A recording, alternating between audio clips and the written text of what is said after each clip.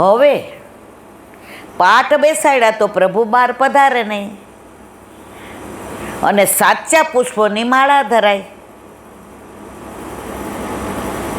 તો આ બધા વિરહ કરે કે હવે આપણને સ્પર્શ નથી મળતો, હવે આપણને દર્શન નથી મળતા, હવે આપણે ઠાકોરજીથી વિમુખ થઈ ગયા, હવે આપણને વિરહ થાય છે. ઠાકોરજી જેને ભાવ હોય તો બધાનો વિરહ પ્રભુથી સહન ન થયો. તો આ દિવસે ઠાકોરજીએ કહ્યું કે ખોટા પુષ્પો, ખોટા પાન, જેનો ક્યાંય કોઈ ઉપયોગ ન કરતો હોય એ બધાનો ઉપયોગ આજની માળામાં કરવાનો. સમજાયું બધાયને? એટલે આજે જે માળા બનાવવામાં આવે મંદિરો કે નિધિના મંદિરોમાં, ત્યાં છેક લાંબી માળા છેક સુધી હોય, અહીંયા સુધી હોય ને અહીંયા સુધી હોય ને ત્યાં સુધી હોય, બધાનો વિનિયોગ અંદર થાય. એટલે આને કહેવાય વનમાળા. જો પ્રભુના માળાજીના ઘણા ભાવ છે. વનમાલા, ગોવર્ધન માળા, વૈજયંતી માળા, પુષ્પની માળા, ગુંજા માળા, પરવર માળા, મોતીની માળા, હીરાની માળા, માણેકની માળા, ચોકે હવાર સુધી હાલે. અને એ બધાનો ભાવ છે. કઈ સખીના ભાવથી ઠાકોરજી આ ધરાવે છે. આપણી પાસે સમય નથી, આપણે પેલા રાજાની વાત કરવી છે. અને ફૂલના માળાજીને શું કહે ખબર છે? વિક્ષેપિકા સખી. શું કહે? કેમ? ઠાકોરજીને મૈયા સવારે એટલા સુંદર તૈયાર કરે, સ્નાન કરાવે ને વાળ ઓળે ને વાંકડિયા વાળ ખેંચાય એટલે પ્રભુને વાર્તા કરે ને કતરો નાખે ને શીશફૂલ નાખે ને માળાજી ધરાવે ને પ્રભુને કાળું ટપકું કરે. નજર ન લાગે શ્યામ સુંદરને ટપકા કરી દઉં ગાલ. ટપકું કરે અને પછી માળાજી ધરાવે. શું કામ ખબર છે? માં કે આ વિક્ષેપિકા સખી છે. જો સામે માણસ આવતું હોય ને ચાલતું, તો આપણું ધ્યાન ઓલી માળા આમ થતી હોય ને એના ઉપર પહેલાં જશે, મુખારવિંદ પર પછી જશે. એટલે ઠાકોરજીને એટલા સુંદર તૈયાર કર્યા હોય તો ગોપીનું ધ્યાન પહેલાં ક્યાં જાય? તો માળામાં વિક્ષેપ કરવાની શક્તિ છે કે પ્રભુને મુખારવિંદને જોતા પહેલાં ધ્યાન ક્યાં જાય? એટલે પ્રભુને નજર ના લાગે. પુષ્ટિ માર્ગમાં તો એટલું બધું છે મારા વાલા, કે સુરદાસજી કહે છે કે આ રોમ છે ને આપણા રૂઆ, એટલી જે રસના આપણે જીભ, તો એ તારા ગુણાનુવાદ એક રૂઆ જેટલા ન કરી શકો. તો મારા જેવા બોથડા તો શું કરી શકે? કશું જ નહીં. પણ તમને બધાને જોઈને મને ઠાકોરજીની વાતો કરવી ગમે છે. તો એ રાજાએ, એના રાજમાં એક નર્તકી આવી હતી. તો દુનિયામાં બધાય વખાણ કરે કે આ નર્તકી જેવું નૃત્ય કોઈનું નહીં. એટલે રાજાએ કીધું તું આવી જા, તારે કેટલા લેવાના એ તું નક્કી ન કર, હું કરીશ. અને ગુરુદેવને બોલાવ્યા. એ કે આ સોના મોરનો આખો અહીંયા થેલો ભર્યો, નર્તકી જેવું નૃત્ય કરે, તમારે સોના મોરનો વરસાદ વરસાવવાનો.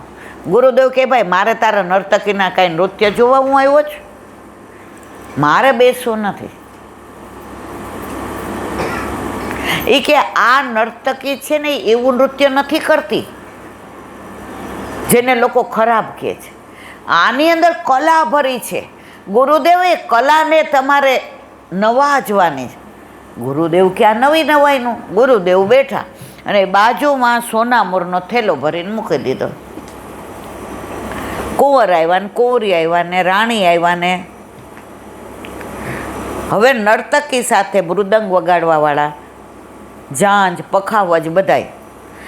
એમાં મૃદંગ એટલું સરસ વગાડે કે એના ઉપર ઓલો થાપ લે, તા તા થઈ થઈ રહી જઈ કાય મુકુટ લટક અટકી મન માહે. એ પેલી વગાડે અને પેલી ગાતી ગાતી બોલે. કોણ? નર્તકી નાચે અને બધાય ઝૂમે. હવે સવાર પડવા આવી, બ્રહ્મ મુહૂર્ત આવ્યું. ગુરુ કે રાજાની વાત સાચી છે, નર્તકીમાં કોઈ ખરાબ પેલા આવેશ નથી, એ એની કલાને વ્યક્ત કરે છે. હવે સવાર પડવા આવી તો ઓલો મૃદંગવાળો હતો ને એને ઊંઘ આવવા માંડી. હવે મૃદંગ વિના નૃત્ય ન થાય. હવે જો એક તાલ ચોલે તો ઓલો નૃત્ય એનું અટકી જાય. હવે નર્તકીએ જોયું કે મૃદંગવાળો ઢોલ વાગડો, જો જોકું ખાશે ને તાલ ગયો તો હું બેતાલી થઈ જઈશ. સમજાય છે બધાને મારી વાત? એટલે એણે જે ગાતી હતી ને એમાં એક દુહો ગાઈ દીધો. બહોત ગઈ થોડી રહી, પલ પલ બીતી જાય. બહુત ગઈ થોડી રહી, પલ પલ बीती जाए. एक पलक के काज तू कलंक क्यों लगाए. एक पलक के काज तू कलंक क्यों लगाए. जन्म क्यों गवाए. સમજાયું બધાયને? ઓલા મૃદંગવાળાને કહે છે આખી રાત તો તે સરસ વગાડ્યું, મને નૃત્ય કરવાનો બહુ આનંદ આવ્યો, મારી કલાને હું બધા પાસે પીરસી શકી. હવે બ્રહ્મ મુહૂર્ત આવી ગયું, 4 વાગ્યા. હવે તો એક અડધો કલાકમાં પૂર્ણાહુતિ થશે, અડધો કલાક માટે તું આવું કરસ. બહોત ગઈ, આખી રાત તો વહી ગઈ ને. બહોત ગઈ થોડી રહી, પલ પલ બીતી જાય. एक पलक के काज क्या तू कलंक क्यों लगाए. एक पलक के काज क्या तू जन्म क्यों गवाए. હવે આનું અનુસંધાન તમને હમણાં સમજાવું. ગુરુદેવ એવા રાજી થઈ ગયા, બધી સોનામણનો કોથળો ઠાલવી દીધો અને આમ કરીને કે બીટિયા, ત્યાં કુંવર આવ્યો. એણે હીરાનો મુગટ પહેર્યો તો એ ઓલી નર્તકીના ચરણમાં મૂકી દીધો. ત્યાં કુંવરી આવી, એણે નવલખો હાર હતો એ નર્તકીના પગમાં મૂકી દીધો. રાજા બગડો કે આ બધું શું માંડ્યું છે? આ તારો મુગટ કેટલો ભારે મૂંઘો તો ખબર તને? આ નવલખો હાર તને ખબર છે? ઓલી કે અમારી વાત સાંભળો. કુંવર કે પિતાશ્રી, આપ ઘરડા થયા, રાજ બરાબર કરી નહોતા શકતા, હું યુવાન થયો. બધાય આપને સમજાવતા હતા કે હવે કુંવરને તમે રાજા બનાવી દો, પણ આપ ક્યારેય આ વિશે વિચારતા નહોતા. એટલે મેં આપણા સેનાપતિ સાથે મળી અને રાતના આપનું કાસળ કાઢવાનું નક્કી કર્યું હતું. સમજાય છે મારી વાત બધાને મારવાલા? પણ આણે કીધું બહોત ગઈ થોડી રહી, પલ પલ યુગમાય. એક પલક કે કાજ ક્યાં કલંક લગાય. આ મને કલંક લાગી જાત.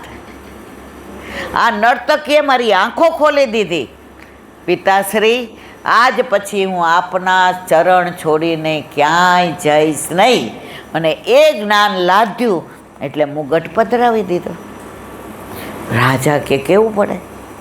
કુંવરીને તમે કેમ આવું કર્યું? પિતાશ્રી, કેટલા બધા રાજકુમારોના માગા આવતા હતા, હું આટલી બધી દેખાવડી, આટલી સરસ, તમે બધાને ના પાડતા હતા કે લગ્નમાં આટલો ખર્ચો થાય તો મારા રાજમાંથી ને એટલો ખજાનો ઓછો થઈ જાય. મારે લગ્ન કરવા કુંવરીના નથી. એટલે આપણો જે માવત છે ને હાથીને પાડે છે, એની હારે આજે હું 12 વાગે ભાગી જવાની હતી. આણે આ દુહાએ મને સત્યનું જ્ઞાન કરાવ્યું કે એક પલક કે કાજ ક્યાં કલંક લગાય. મારા બાપ માટે આવું કલંક લગાડાય, એટલે મારો નવલખો હાર ધરી દીધો. ગુરુદેવ કે આટલા વખતથી ને હું સાધના કરું છું, તપ કરું છું. આજે આણે સમજાવ્યું કે ગમે એટલી કલા હોય તો હું તો મારી સાધના છોડીને અહીં આવ્યો ને, મેં તો ખોટું કર્યું ને. તો ગુરુ હું હોવા છતાં મારો ગુરુ બની ગઈ. બહોત ગઈ થોડી રહી, પલ પલ यूं ही बीती જાય, એક પલક કે કાજ ક્યાં કલંક ક્યું લગાય. આજ પછી તારા રાજને મારે લેવા નહીતર દેવા. આ બધું છોડીને હવે હું વનમાં જ રહીશ. ત્યારે રાજાએ પોતાના કુંવરનો રાજ્યાભિષેક કર્યો અને રાજાઓ બધા આવ્યા હતા. એમાંથી કુંવરીને કહ્યું કે તને પસંદ હોય એ રાજાની પસંદગી કરી લે, અને પોતે વનમાં ગયા. મોરલ ઓફ ધ સ્ટોરી, આપણા બધાની આ જ દશા છે. બાળપણને જવાનીમાં અડધું ગયું, બાળપણને જવાનીમાં અડધું ગયું, હવે બાકી છે એમાં દ્યો ધ્યાન, જીવન થોડું રહ્યું, હવે બાકી છે દ્યો ધ્યાન, જીવન થોડું રહ્યું. તમે ભાવે ભજી લો ઘનશ્યામ, જીવન થોડું. ગાવાની કેવી મજા આવે છે, પણ આમાં આપણે કોઈ એવું માનતા નથી કે આપણે અટકણ પછી નહીં હોઈએ. આપણે બધા એવું જ માનીએ છીએ કે આપણે અમરપટ્ટો લખાવીને આવ્યા છે. માનીએ છીએ ને મારવાલા? એમાં હું કાંઈ બાકાત નથી. હું અહીંયા બેઠી છું અને હમણાં ઘડિયાળ લઈને કોઈ જાય તો હું દોડું કે ના દોડું? એટલે આપણે બધા એક જ છીએ. પણ સત્સંગથી ને ધીમે ધીમે આપણામાં પરિવર્તન આવે છે. ઓલો આંખ ન હોય ને, સૂરદાસ હોય, એ ગુલાબના બગીચામાં જાય તો ગુલાબને જોવે નહીં, પણ સુગંધ તો લે ને, લે કે ના લે? તો અહીંયા આટલા બધા આવ્યા છે, એમાં કોઈ રસ્મ નિભાવવા આવ્યું હશે, કોઈ બર્થડે માટે સારું લગાડવા આવ્યું હશે. આ તો દાખલો જ, પાછા ખોટું ન લગાડે. અને કોઈ ખરેખર સત્સંગ માટે આવ્યું હશે, પણ એમાં જે સારું લગાડવા આવ્યા હોય, કે રસ્મ નિભાવવા આવ્યા હોય, કે વ્યવહાર સાચવવા આવ્યો હોય, એમાંથી એક શબ્દ એમના કાને પડે અને એના જીવનમાં પરિવર્તન આવી જાય તો ઠાકોરજી કે સુગંધ લઈને તો ગયો ને, ગયો કે નહીં સુગંધ લઈને મારવાલા?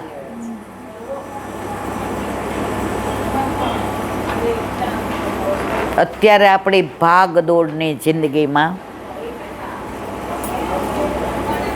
આપણી કોઈ પાસે સમય નથી. બધુંય છે પણ સમય નથી. પણ જો સમય મળી ગયો અને સત્સંગની અંદર આપણું મન પ્રવર્તે, જો મન, આપણે શરીરથી તો ઘણી વાર સત્સંગમાં બેઠા હોઈએ છીએ, મનથી નથી હોતા. મન ક્યાંનું ક્યાંય ફરતું હોય છે. અરે એ તો ઠેક, ઘણા મને ફોન કરે, ઈલાબેન જ્યારે માળા લઈને બેસીએ ને ત્યારે આખા ગામના વિચાર આવે. સાચી વાત છે ખોટી છે? મેં કીધું અમને આવે છે, અમે એમાં કાંઈ બાકાત નથી. પણ ઓલો કાળમીંડે પથ્થર હોય ને, કાળમીંડ, રોજ એના ઉપર પાણી પડે ને તો ખાડો પડે. આપણે બધા રોજ સત્સંગ કરશું, રોજ સારાના સંગમાં રહેશું. તમે માર્ક કરજો, ખરાબ વસ્તુની અસર જલ્દી થશે. ડુંગળી અને કેસર બાજુમાં હોય તો વાસ કોની આવે?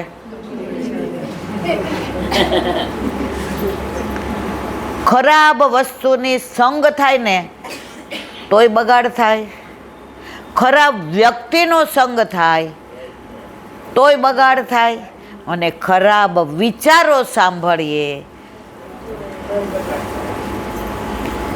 અને સૌથી મોટી તકલીફ અત્યારે કળિયુગમાં હોય ને, રામચંદ્રજી વખતે રાવણની તકલીફ હતી, કૃષ્ણ વખતે કંસની હતી, અત્યારે મોબાઈલની છે કે નહીં મારવાલા?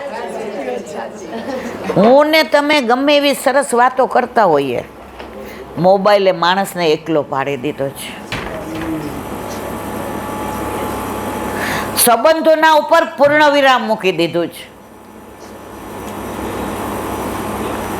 અત્યારે જેટલા ડિપ્રેશનના કેસ છે એટલા દુનિયામાં ક્યારેય નહોતા. પેલા તો ચોરા હતા, વૃક્ષ હોય, મંદિર હોય, બધા ભેગા થતા.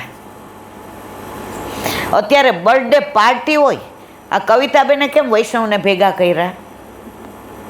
આ પાર્ટી નથી હો, છે પાર્ટી? આ એક સરસ વિચારને એમણે વ્યક્ત કર્યો કે મારી પાસે સર્વ રીતે હું સમૃદ્ધ હોવા છતાંય આટલો વખત આટલા બધાને 2 કલાક સુધી સારી વાતો સાંભળવા મળી. આટલી વાર તમારું કોઈની પંચાયત થઈ તમારાથી? કોઈ માટે થઈને ખરાબ વિચાર્યું? તમને ખાવાનું મન થયું? ચા પીવાનું મન થયું? તમે અહીંયા બેઠા રહ્યા ને, હુંય બેઠી રહી.